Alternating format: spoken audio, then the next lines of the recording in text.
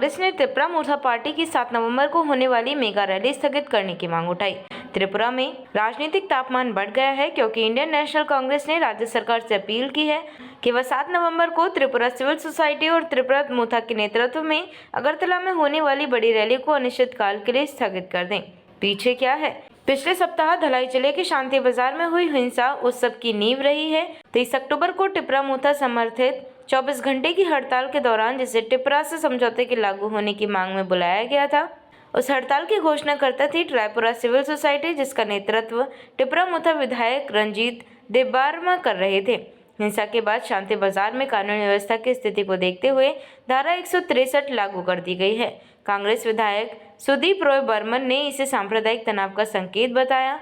कांग्रेस की क्या मांग है? विधायक सुदीप रॉय बर्मन ने राज्य सरकार से कहा है कि अगर हालात को नियंत्रित नहीं किया गया है और तनाव की संभावना बनी हुई है तो रैली को बढ़ावा देना खतरनाक होगा। उन्होंने कहा, अभी त्रिपुरा के हालात ठीक नहीं है। मेरी अपील है कि कार्यक्रम को अनिश्चितकाल के लिए स्थगित कर दिया जाए। उन्होंने Tripura tribal areas autonomous district council तथा राज्य सरकार पर आदिवासी क्षेत्रों में लूट खसोट का आरोप लगाते हुए त्रिपुरा मोर्चा से कहा है कि यदि वह सच्चे इरादों से आदिवासी समुदाय की आवाज उठाना चाहती हैं तो भाजपा सरकार से अपना संबंध तोड़ लें। कांग्रेस ने यह भी दोहरा दिया है कि अब नफरत के बाजार में मोहब्बत का दुकान के मंत्र में कांग्रेस ने यह भी दोहरा दिया है कि वह नफरत के बाजार में मोहब्बत का दुकान के मंत्र में विश्वास करती हैं और आदिवासी कल्याण के लिए केंद्र सरकार पर लगातार दबाव बना रही है कि 125th अमेंडमेंट बिल लागू किया जाए। त्रिपुरा मोर्चा की मुहिम और रैली। त्रिपुरा मोर्चा पार्टी सुप्रीमो प्रद्योत किशोर माणिक्य देबबर्मा ने 7 नवंबर को अगरतला में एक मेगा रैली बुलाई है,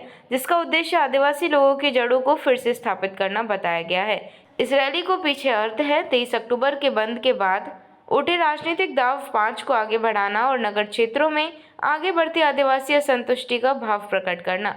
राजनीतिक परिप्रेक्ष्य। इस पूरे घटनाक्रम से संकेत मिलता है कि राज्य में आदिवासी कास्ट और गैर आदिवासी समुदाय के बीच सामाजिक तनाव बढ़ रहा है। कांग्रेस इसे एक चेतावनी समझ रही है कि बड़े स्तर पर रैली और प्रदर्शन से 1980 जैसी घटना फिर से हो सकती है, जिसका उन्होंने उल्लेख किया है। साथ ही भारतीय जनता पार्टी और त्रिपुरा मोर्चा के बीच गठबंधन में दरारें भी सामने आ रही हैं। अगरतला में भाजपा के केंद्रीय पर्यवेक्षकों की बैठक ने इस ओर संकेत दिए हैं कि गठबंधन में असहमतियां गहरी हो रही हैं। जोखिम और चुनौतियां। यदि रैली हो जाती है तो सुरक्षित शांत वातावरण बनाने की चुनौती बड़ी होगी। पुलिस प्रशासन को शांति बाजार जैसे पूर्व घटना क्षेत्रों में अतिरिक्त सुरक्षा व्यवस्था करनी होगी।